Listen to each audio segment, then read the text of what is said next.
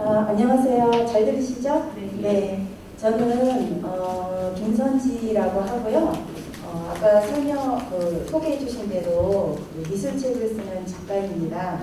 현재는 한국일보에서 김선지의 뜻밖의 미술사라는 그런 칼럼을 쓰고 있어요. 지금 3년째 쓰고 있는데 그 칼럼은 그냥 저는 그림을 설명하는 그런 칼럼보다는 현대 우리가 살아가면서 느끼는 어떤 그런 사회적인 이슈 그런 것과 관련을 해서 그림을 관련을 해서 재미있게 쉽게 쓰려고 노력하고 있습니다.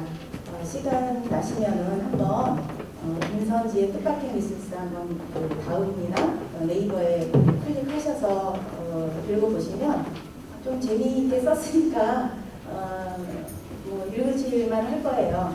그리고 제가 또 그 그림 속 천문학이라는 책과 그림 속 별자리 신화를 시리즈로 이렇게 책을 냈는데요. 이번 시간 그리고 다음 주 목요일 2시간에 걸쳐서 이 책들과 관련한 주제로 강연을 해볼까 합니다. 오늘은 미술과 천문학, 그림 속에 들어있는 어떤 천문학적인 요소, 그리고 천문학을 그린 그림들에 대해서 살펴볼 건데요. 네, 오늘 차례는 대략 이런 내용으로 강연을 진행할 거예요.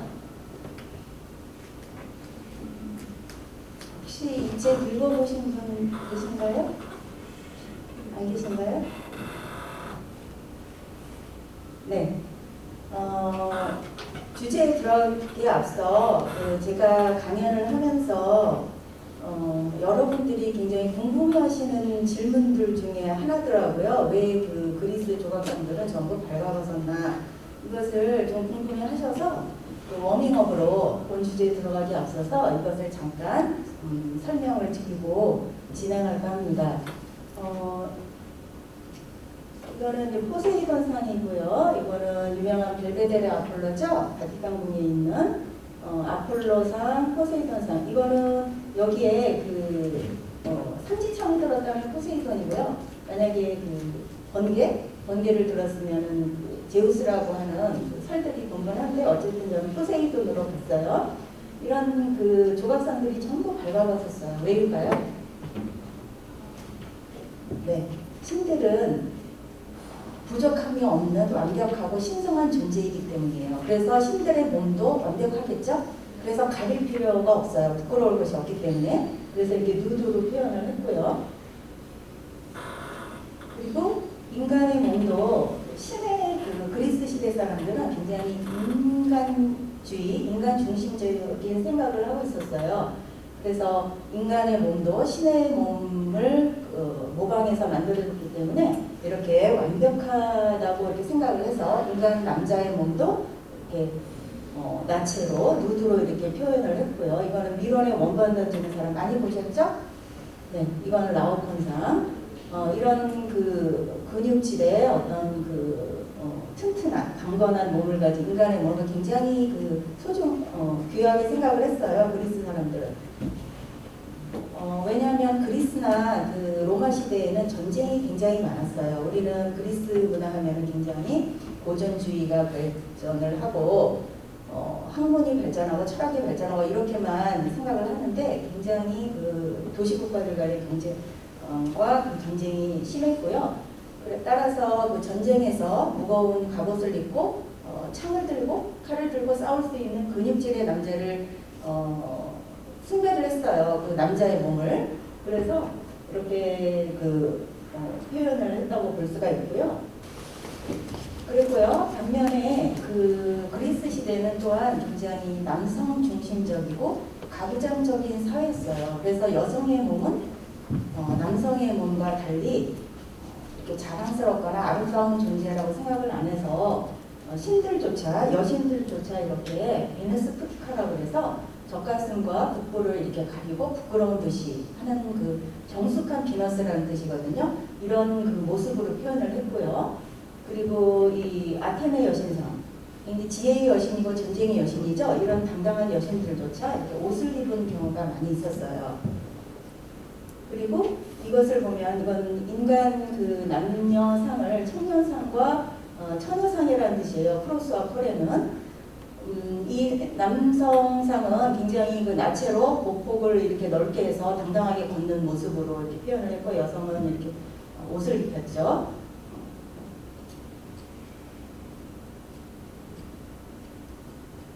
네.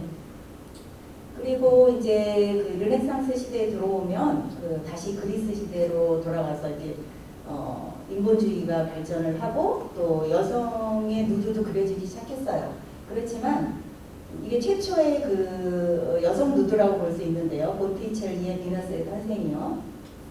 그리고 이렇게 이거는 유명한 티치아노의 우르비노의 비너스예요. 이렇게 여성도 이렇게 누드로 이렇게 그렸는데, 사실은 이것은 그리스 시대의 남성의 몸을 아름답고 완벽하게 표현하던 그런 누드는 아니에요. 남성 화가들이 그린 그림인데, 보통 그 남성의 시선으로 본 관음증적 시선으로 본 욕망의 대상, 관능의 대상, 그것뿐이지 이 몸 자체, 여성의 몸 자체가 아름답고 완벽하다고 해서 그린 거는 아니죠. 그리스 시대의 남성 누드와 다른 거죠. 이렇게 여성의 누드는 미술사에 오랫동안 이런 시선으로 그려졌다고 볼 수가 있고요. 네, 간단하게 그 그리스 조각상들이 왜 이렇게 많이 벌거벗었나 하는 거를 설명을 드렸고요. 이제 본론으로 들어가서 그림과 그 천문학과 관련된 그림들에서 살펴보겠습니다. 이것은 그 세르비아의 중세 수도원이에요. 비소키 데찬이라고 하는 수도원인데, 여기에 이런 그 프레스코화가 벽화가 그려져 있어요. 그래서 이 작품도 이제 그 어떤 그 UFO 신공자들은 이 그림이 이렇게 보면은, 여기에 보면은 이게 그 크게 확대한 건데요. 뭐 같이 보이세요? 우주선 같이 보이시나요? 네, 얼핏 보기엔 그렇죠? 그래서 이거를 중세 시대에도 UFO가 나타났었다 이렇게 보고 있어요. 그래서 중세 그림에 이런 그 그림들이 찾아볼 수 있는데, 그런 사람들은 중세 시대에도 UFO가 나타났었고 그것을 그림으로 화가들이 그린 것이다 이렇게 주장을 하고 있는데, 과연 맞는지 한번 살펴볼까요?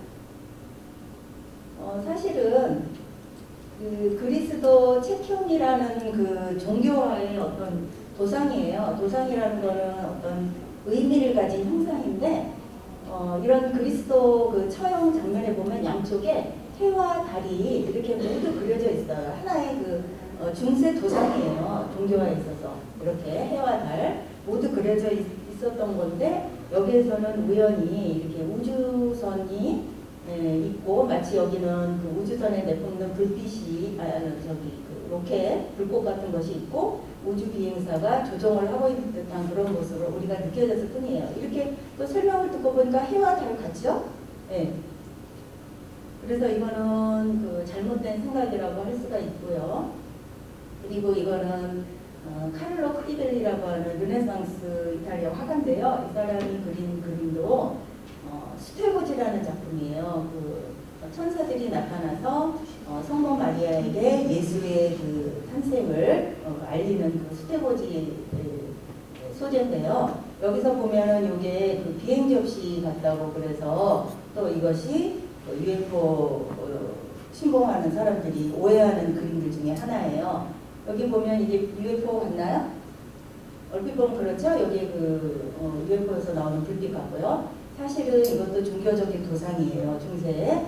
이것은 비행물체가 아니고 여기에 보면 구름이에요. 천사 구름이라고 하는 도상인데요. 보면은 자세히 보이시진 않는데 여기에 천사들이 이렇게 삥 둘러서 있어요. 그리고 이 빛은 성령을 뜻하는 거예요. 여기 비둘기가 있죠. 성령을 나타내는. 그래서 이것도 UFO가 아니라는 걸 알 수가 있고요. 또 이것도 마찬가지예요. 여기 보면은 그 원반 형태에서 이렇게 빛이 내려오는데, 그리스도의 그 세례 장면을 이렇게 한 건데 UFO 같이 보일 뿐이고요. 네, 이것은 특히 오해를 많이 받는 작품인데, UFO 마돈나라고 하는 별명이 붙었어요. 왜냐하면 요 부분이죠. 요게 이거 확대한 건데요. 여기가 뭐 비행물체 같아요. 근데 이것도 구름이에요. 중세 때는 구름을 이렇게 검은 구름이 많아요. 여기 구름이고 주변에 이렇게 천사들이 모여 있는 그런 종교적인 도상이고요. 또 여기 보면 아래에서 그 지나가는 여행자가 마치 UFO를 목격하고 있는 듯한 그런 걸로 우리 눈에는 보이죠. 그래서 또 그렇게들 얘기를 했는데 사실은 이건 목동들이 종교화에서 보면은 천사들이 나타나서 목동들에게 그 예수 탄생을 알리는 그런 소재가 있어요. 그거를 표현한 거예요. 마치 이렇게 UFO를 목격하는 것처럼 보이지만요.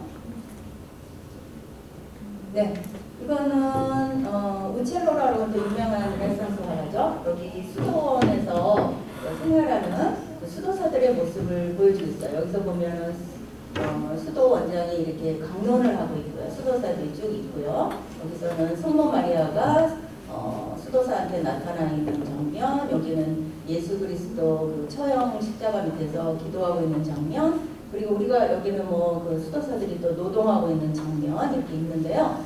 우리가 볼 건 이 부분이에요. 이 부분, 이게 확대한 부분인데 여기 보면 이걸 또 비행 접시라고 오해를 했어요. 비행 접시 같나요?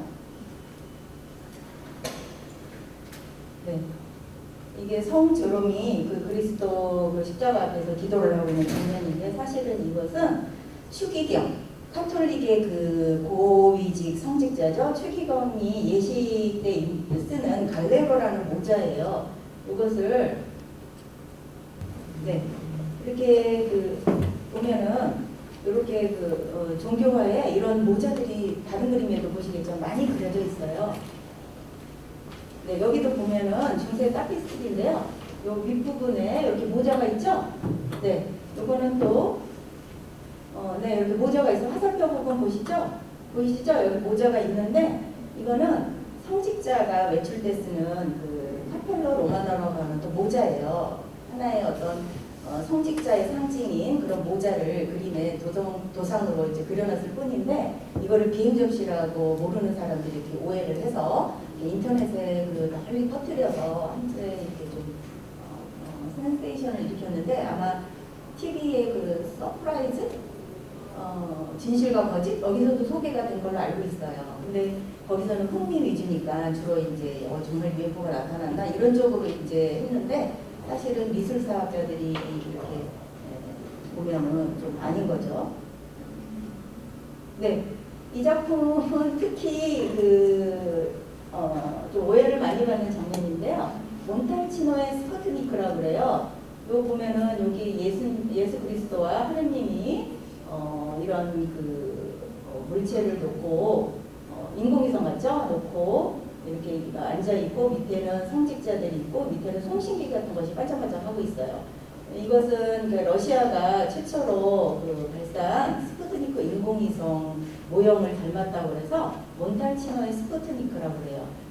몬탈치노는 이탈리아 시에나라는 시에 몬탈치노 성당에 있는 그 프레스파이기 때문에 이것이 몬탈치노의 스푸트니크라는 별명이 붙었는데요. 사실 이것은 인공위성이 아니고 이렇게 보면은 천구위예요. 천구위는 태양, 달, 별자리 등 천체를 배치한 구 형태의 그 모형인데요. 이것이 또 많이 종교화에 그려져 있어요. 이렇게 보면은 이게 16, 17세기에 많이 그려져 있는데 여기다 보이시죠? 네, 이런 거 전부 이렇게 천구위를 그린 건데 오해를 한 거고요. 그리고 또 여기서 보면은 여기에 이렇게 안테나 같은 게 또 있죠? 이것은 그 안테나가 아니고 기독교에서 말하는 신성한 지팡이에요. 신의 지팡이. 그래서 어떤 신성한 창조적인 힘을 상징하는 그런 지팡이라고 볼 수가 있고요. 이것도 이 작품도 그 UFO는 아무 그리고 뭐 인공위성 같은 그런 현대 그 테크놀로지하고는 아무 상관이 없는 중세의 그림일 뿐이고요. 네. 이 작품도 그 로마 산타마리아 마조레 성당에 있는 로마의 4대 성당이죠. 되게 큰 성당인데요. 여기서 보면은 한 설화가 있어요. 시간이 없어서 그냥 설화는 말씀드리지 않고요. 여기서 보면은 여기 그 검은 구름이 이렇게 쫙 이렇게 하는데 마치 그 SF 영화의 그 인디펜던스 데이, 화성 침공 그런 데서 외계인들이 그 침략하는 것 같은 그 비행대대가 침략하는 것 같은 그런 모습을 보여서 이것도 이제 그렇다고 하는데 이것은 그냥 중세의 그 검은 구름이라는 도상일 뿐입니다. 이게 산타 마리아 마조레 성당이죠. 네, 이거는 스페인의 한 도시에 있는 이게 성당 밖에 이런 우주 비행사가 조각이 돼 있어요. 그래서 사람들이 깜짝 놀랐는데 사실은 이거 헛소문이 막 퍼진 거죠. 근데 수십 년 전에 보건공사를 했대요. 그때 현대적인 그 도상들 그것들을 이렇게 첨가할 뿐이에요. 이것도 아닌 거죠. 이 밖에도 많이 있어요. 동굴벽화, 1만 년 동굴벽화인데 우리가 보기에는 그 영화에서 그 공상과학 영화에서 이런 외계인의 모습을 많이 보잖아요. 그런데 이거는 그냥 원시인이 어떤 조잡한 그런 그림이에요. 그런데 그것을 이제 현대 그 이미지하고 연관시켜서 이것도 고대에도 이제 UFO가 나타났었다, 외계인이 있었다, 방문했다 이렇게 이제 비약을 하는 거죠. 이것도 마찬가지고요. 이것도 헬멧을 썼다고 생각을 했는데, 네, 이것도 보면은 구름에다가 그냥 비나 눈이 오는 정면으로 볼 수 있잖아요. 근데 이것도 그 비행 접시로 이렇게 오해를 했어요. 이렇게 그 한 그림을 볼 때는 그 시대의 관점과 시각으로 봐야 되는데 현대의 시각으로 봤기 때문에 이런 오해가 생긴 거예요. 그래서 중세 UFO가 나타난 그림들이 있다 하는 거는 낭설에 불과하다는 결론으로 말씀드리고요. 네, 다음은 베리 공작의 호화로운 기도서라는 책에서도 천문학적인 어떤 그런 언급이 있는데요. 바로 이 반원형의 대력이죠. 이 중세의 기도서는 그 중세에는 하루 8번을 그 기도를 했대요. 그러면 3시간마다 기도를 해야 되나요? 원래 이슬람에서도 그렇게 하루 5번씩 한다고 그러죠. 그걸 성무일도라고 그러는데 귀족들이 그 집에서 예배를 볼 때 기도서를 가지고 이렇게 기도를 했어요. 물론 이제 그 중세는 문맹자가 많았기 때문에 그 귀족이나 왕족이 주로 이렇게 소지를 했고 이 필사본이라는 거는 일일이 그 손으로 비켜써야 되기 때문에 아주 채식화가가 전문적인 채식화가가 아주 그림을 정교하게 세밀하게 그렸고 이게 한 책이 30cm, 뭐 25cm 보통 이게 장책이거든요. 이게 세밀하게 그리고 또 이렇게 화려한 장식을 하고 또 일일이 글을 이렇게 베꼈었기 때문에 굉장히 고가였어요. 그래서 그 중세에는 그 공주나 그 귀족의 딸들이 혼수품으로 가져가기도 한 그런 아주 귀중한 책인데요. 이것은 그 중세 필사본 중에서도 가장 화려한 그 베리 공작의 기도서예요. 얼마나 화려하냐면 호화로운 기도서라는 그 말이 붙었는데요. 베리 공작은 프랑스의 그 왕자예요. 그래서 전 프랑스 전역에 많은 수십 채의 그 성을 가지고 있는 굉장한 거부였는데 이런 그 또 이렇게 랭부르 형제라는 채식화가는 중세의 전문적인 장인이에요. 그 필사본을 만드는 랭부르 형제에게 시켜서 이렇게 그 비싸고 호화로운 책을 만들게 했어요. 특히 이 책에서는 그 라피스 라즐리라고 청금석이라고 하는데 거기에다가 그 돌가루예요. 아프가니스탄에서 나는 돌가루인데 여기에다가 악효프를 섞어서 만든 그 안료인데 이 분청색이 나요. 그래서 울트라마린이라고 하는데 이 울트라마린 색깔이 굉장히 비싸요. 그래서 지금도 가끔 이 재료를 쓰는 사람이 있는데 1kg에 한 1,500만 원 정도 하니까 굉장히 고가죠. 그래서 많이 못 쓰고 성모 마리아나 어떤 종교화에서 이렇게 주인공이 되는 그 인물에게만 쓸 수 있는 그런 아주 비싼 안료였는데 여기서는 아주 베리 공작이 굉장히 부유한 사람이었기 때문에 이 청금석, 울트라마린 색깔을 많이 썼어요. 그래서 호화로운 책이고 또 비싼 거예요. 네, 이게 청금석인데요. 라피스 라즐리. 라피스 라즐리는 이렇게 그 아주 군청색이 참 아름답죠. 그리고 이렇게 황금에 그 줄이 이렇게 있어서 머릿속은 반짝반짝 했다고 해요. 그래서 황금인 줄 알았다고 하는데, 네, 이것이 1월부터 그 12월까지 이 기도서에는 기도문 외에 달력화가 있는 것이 또 특징이에요. 위에는 이렇게 반원형의 천체가 그려져 있고, 그리고 그 황도 12궁을 그려놨는데 그 달에 가장 잘 보이는 별자리 2개를 이렇게 표시를 했어요. 근데 랭구르 형제가 불행하게도 흑사병, 패스트로 중간에 이 그 책을 완성하지 못하고 죽었기 때문에 이 그림도 미완성이에요. 어떤 거는 완성이 됐고 어떤 거는 완성이 안 됐어요. 여기는 1월은 완성이 안 됐어요. 염소 자리와 물병 자리가 있고요. 그리고 여기 이 사람이 베리 공작이고요. 청금석, 울트라마린으로 이렇게 호화롭게 채색이 되어 있죠. 그리고 이제 1월이 돼서 이제 성에서 잔치를 벌일 때 이렇게 가진 그 비싼 식기와 그 호화로운 그 음식으로 손님들을 대접하는 장면이고, 요 밖은 그때가 100년 전쟁 기간이었어요. 그래서 전쟁을 하는 장면. 네, 이게 성도 11종이고요. 이거는 다음 시간에 글자 신화할 때 설명을 드릴게요.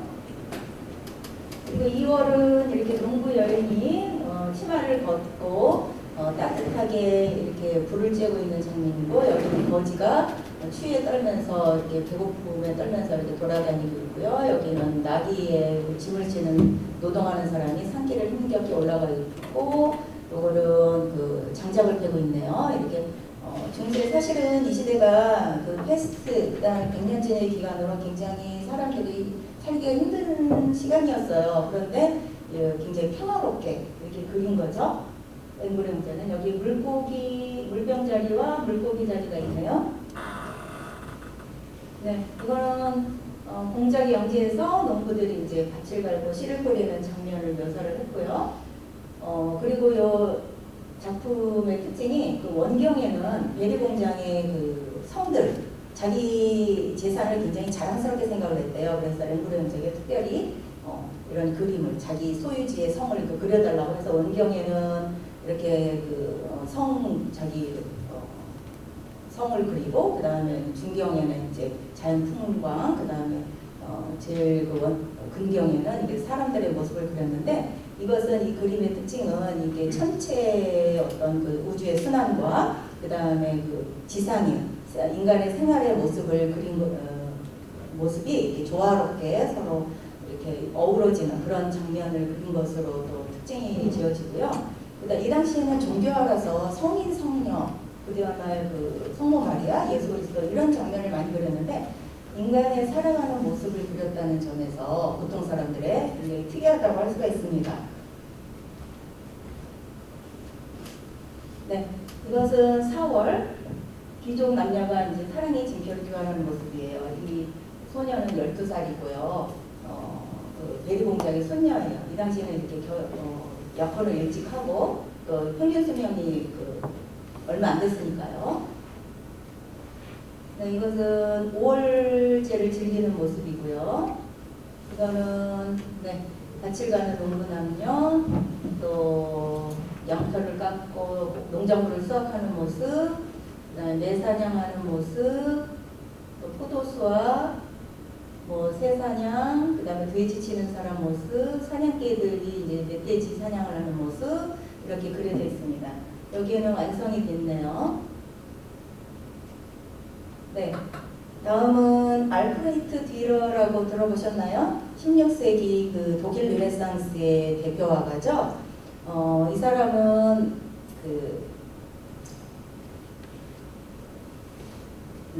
이런 그 멜랑코리아라는 이 유명한 동판화를 그렸는데요. 여기에는 많은 천문학적이라기보다 사실은 점성학적인 그런 요소들이 많이 있어요. 이따 살펴볼 거고요. 알프레히트 뒤러는 자화상을 그렸어요. 이전에는 화가가 자화상을 그리는 경우가 거의 없었어요. 화가라는 것은 중세의 어떤 장인적인 졸리신가 봐요. 제가 자꾸 보니까 좀 신경 쓰여가지고 좀 더 빨리 나갈까요? 너무 설명이 좀 긴가요? 네. 그 알프레드 디러는 자신에 대한 자부심이 굉장히 강한 화가였어요. 전에는 화가라는 게 거의 그 교회의 주문을 받아서 이제 그 돈을 받고 그림을 그려주는 개성이 없는 그런 교회가 그 그리라는 대로 그리고 보수를 받는 그런 생계를 유지하는 그런 장인에 불과했는데 르네상스가 되면서 예술가에 대한 그 개념이 바뀌었어요. 예술가는 창조자다. 또 그리고 세상을 창조하는 그런 위대한 사람이다. 그리고 인문학적인 교양도 있는 사람이다. 이렇게 그 의식이 바뀌었고요. 레오나르도 다빈치나 미켈란젤로도 굉장히 자부심이 강했잖아요. 그리고 이제 북부 르네상스에서는 이 알프레드 디러가 대표적인 사람인데요. 이 사람은 굉장히 보다시피 굉장히 미남자였대요. 그리고 화려하게 이거는 그 고급 모피옷을 입은 그 모습이에요. 패셔너블하고 옷 입고 이런 데도 굉장히 관심이 많아서 이렇게 네, 이런 그 자기의 모습을 이렇게 그렸는데 특히 그 전에는 이렇게 정면으로 자화상도 많이 그렸지 않았을 뿐 아니라 정면으로 자신 초상화를 그린 경우가 없었어요. 거의 완전히 측면이거나 약간 비스듬히 그리거나 했는데 이거 완전히 정면이에요. 이것은 그리스도 판토크라토르라고 하는 그 도상을 모방한 거예요. 자기를 예수 그리스도로 그린 거예요. 말하자면 자기에 대한 자부심이 굉장히 강한 거죠. 이 그리스도 판토크라토르는 한 손에는 이게 복음서를 들고 한 손에는 이렇게 그 사람들을 축복하는 그런 예수 그리스도의 상이에요. 정면으로 보고 있죠. 이런 상인데 자기의 모습을 자기는 옷깃을 만지고 있어요. 축복하는 거를 노골적으로 드러낼 수 없으니까. 그리고 복음서도 들고 있지 않지만 정면을 보고 긴 머리, 예수 같은 긴 머리에 또 이렇게 한 손을 들고 이거 완전히 그리스도 판토크라토르를 그 염두에 두고 그린 것이다. 그만큼 디러는 자기 자신에 대한 자부심이 강했고 예술가는 어떤 그냥 장인이 아니라 창조주다. 신과 같은 창조주고 위대한 사람이다라는 것을 이 자화상에서 볼 수가 있습니다. 이런 사람이었어요. 이런 사람이었고 또 여러 가지 이렇게 동판화를 또 많이 제작을 해서 이 당시에 이 사람이 뉘른베르크에서 활동을 했는데 그 인쇄술이 구텐베르크 인쇄술이 발명된 이후에 뉘른베르크는 인쇄술이 굉장히 발달했어요. 그래서 이런 자기의 그림을 판화로 만들어서 찍어냈어요. 대량 생산을 해서 교회 주문을 받고 교회 그 굽신거릴 필요 없이 자기가 스스로 돈을 벌어서 독립할 수 있는 그런 예술가이기 때문에 이런 자부심 있는 자화상도 나왔을 거고요.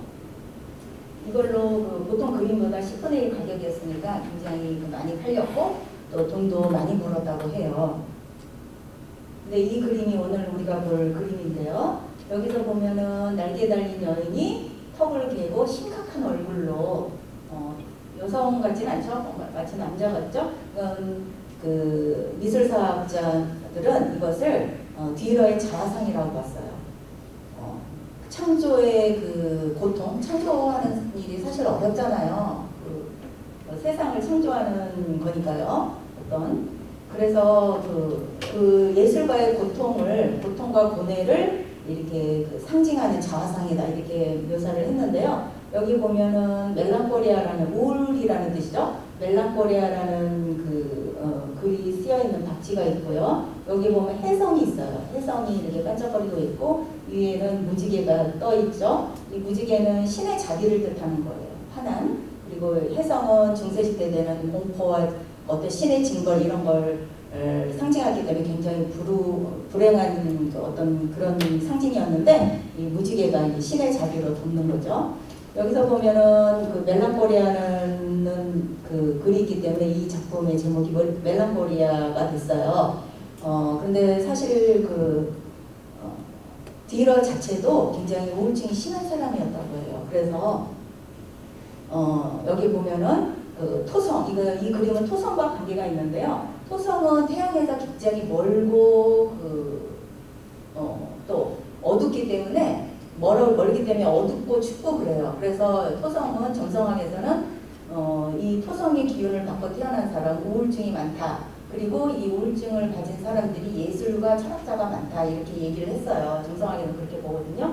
근데 이제 뒤로도 우울증이 심했기 때문에 또 한 가지 여기도 보면은 이게 마방진이에요. 4차 마방진. 4차 마방진은 아시나요? 그 가로, 세로, 그 다음에 대각선으로 어떤 그 숫자를 더해도 같은 수가 나오는 건데요. 여기에 숫자가 3개 있으면 3차 마방진, 또 뭐 6개 있으면 6차 마방진 이렇게 되는 건데, 이거는 숫자가 4개이기 때문에 4차 마방진이에요. 4차 마방진은 그 목성의 상징이에요. 주피터의 상징인데, 주피터는 굉장히 토성과는 달리 밝고 활기차고 에너지가 넘치는 별이에요. 그래서 이 4차 마방진은 목성의 상징이고, 또 이렇게 4차 마방진을 그려놓은 것은 이 예술가의 우울증을 치유하기 위한 부적으로 이렇게 그려놓은 것이고요. 또 여기서 보면 다면체, 구 이런 수학적인 도형들이 있죠. 뒤로는 수학자이기도 했어요.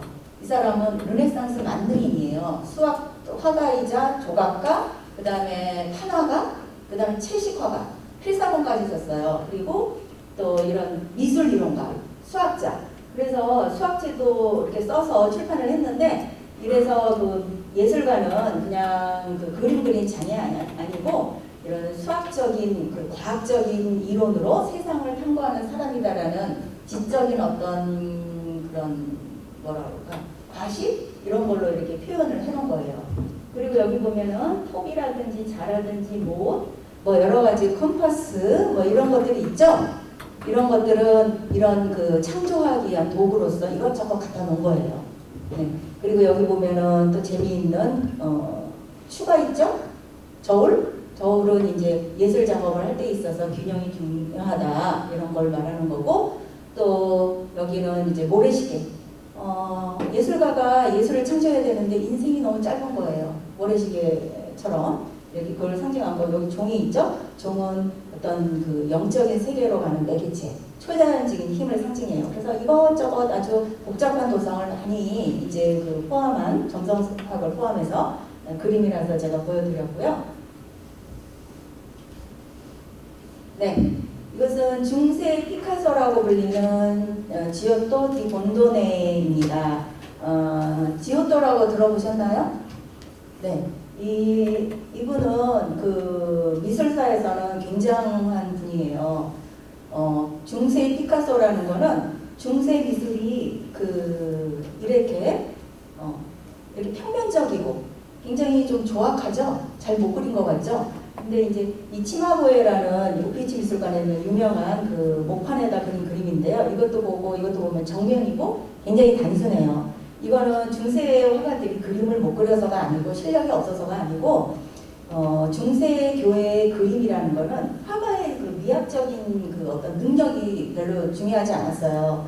그냥 그 문맹자들이 많았기 때문에 성경의 내용을 그리고 그 예수 그리스도와 어떤 그런 성모 마리아의 이야기를 아주 단순하게 본질만 에티스만 딱 잡아서 그 문맹자들에게 농부나 뭐 이런 사람들에게 전달하고 신앙심을 깊게 하는 게 목적이었기 때문에 이 사람들이 이렇게 그 미학적인 거에는 신경을 안 쓰고 또 중세 교회에서도 도상을 딱딱 정해줘 이렇게 그려라 했기 때문에 자유롭게 그릴 수가 없었어요. 근데 지오토는 달랐죠.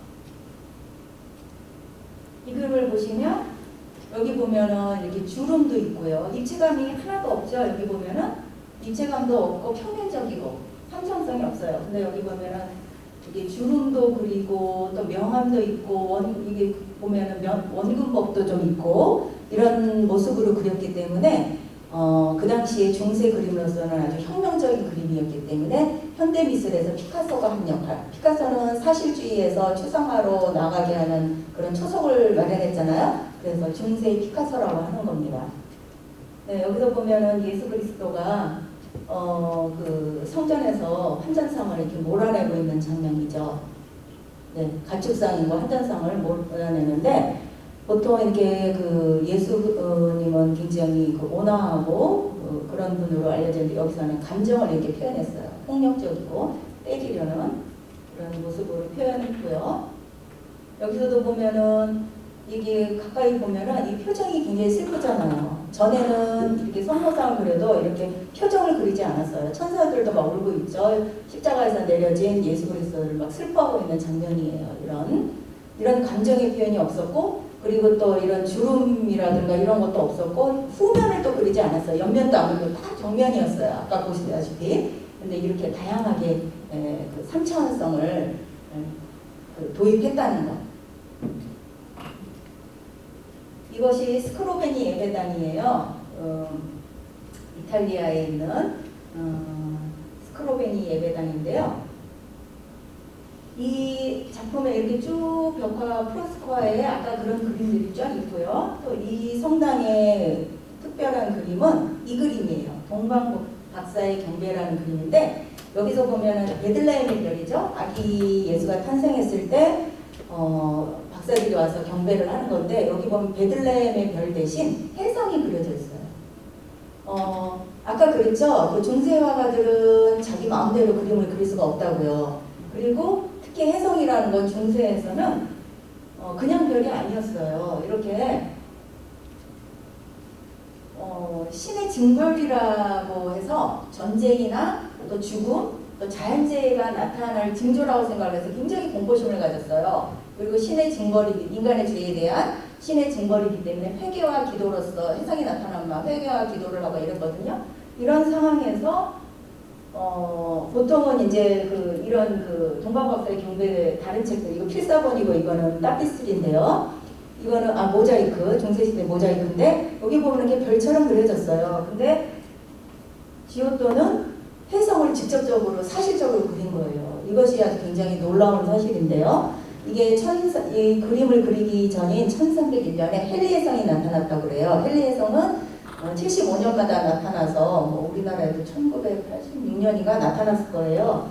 그런데 직접 이 혜성을 두려움 없이 사실적으로 묘사한 것이 또 굉장히 특별한 점이고요.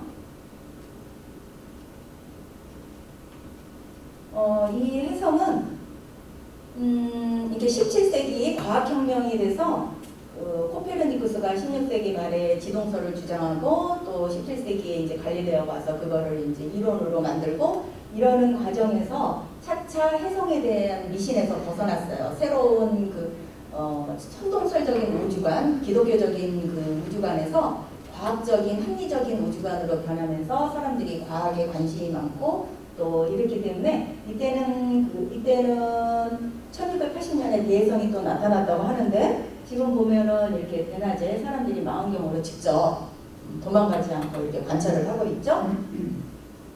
네, 이것도 파리에서 발코니에서 대혜성을 관찰하는 장면이에요.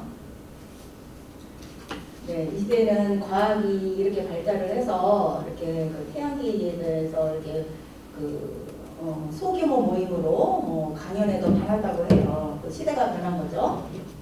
그런데 지오토는 이런 과학혁명이 시대 이전에 300년 전에 1300년대 초기에 벌써 혜성을 두려움 없이 그렸다는 점에서 놀라운 거고요. 이거는 지오토 탐사선이 찍은 헨리혜성이에요. 유럽 우주국 ESA에서 조토 탐사선을 보내서 찍었는데, 왜 지오토라고 이 탐사선 이름을 지었냐면은 지오토가 600년 전에 혜성을 두려움 없이 본 그런 놀라운 화가다 해서 존경하는 표시로 지오토라는 이름을 붙였습니다. 네, 이것은 갈릴레오를 앞선 화가 엘스하이머는 잘 못 들어보셨을 거예요. 아담 엘스하이머는 17세기 화가인데요, 풍경화가인데요. 이것이 최초의 반풍경화예요. 별들을 많이 그렸어요. 이 그림은 보면은 이 폭이 30, 40의 굉장히 작은 그림인데 유화이긴 한데 동판에 그린 아주 세밀하게 그린 그림이에요. 근데 이게 놀라운 점이 뭐냐면 이게 은하수고 이게 달이거든요. 이 은하수를 그전에는 그냥 허연 띠의 흐름으로만 봤어요. 여기 별이 모여서 이렇게 강처럼 보인다는 걸 생각을 못하고 이랬는데, 이 사람은 망원경으로 직접 관찰을 해서 이렇게 그 별들을 여기에 이 별들이 여기 이 작은 그림에 1200개가 그려졌다고 해요. 굉장히 세밀한 게 그린 건데요.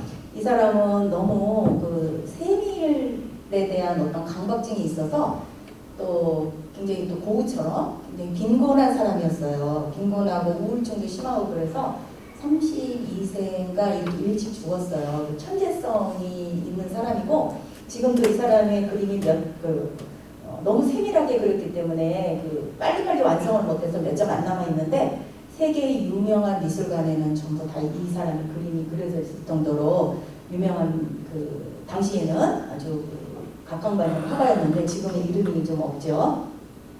여기서 보면은 이 그림이 놀라운 게 이 달도 갈릴레오가 그 망원경으로 관찰하고 이걸 분화구가 있다는 거를 얘기를 했는데 그 전에는 그냥 하얗고 맑고 그냥 매끈한 달로만 생각을 했어요, 사람들은. 근데 여기에 분화구를 다 그렸다는 거, 그 다음에 은하수를 수많은 별들의 집합으로 그렸다는 것이 그 놀라운 건데요. 이게 사실은 이 그림이 그려지고 나서 사실 천문학자들이 이 그림이 몇 년, 몇 월, 며칠에 그려졌냐를 계산을 했어요. 그러다 보니까 그 갈릴레오의 별들의 전령사라는 책에서 은하수가 별들의 집합이고 그 달은 분화구가 있다라는 걸 말하기 9개월 전에 벌써 이 그림을 그린 거예요. 그래서 일각에서는 갈릴레오를 앞선 그 화가다 이렇게 얘기를 하고 있는데 갈릴레오는 정확하게 그 천체를 묘사했지만 이 사람은 그냥 대충 별자리를 그린 거기 때문에 그것은 좀 과한 평가라고 볼 수가 있고 이 사람은 다만 화가라고 볼 수가 있습니다. 그리고 이 그림은 이집트로의 피신이라는 작품인데요.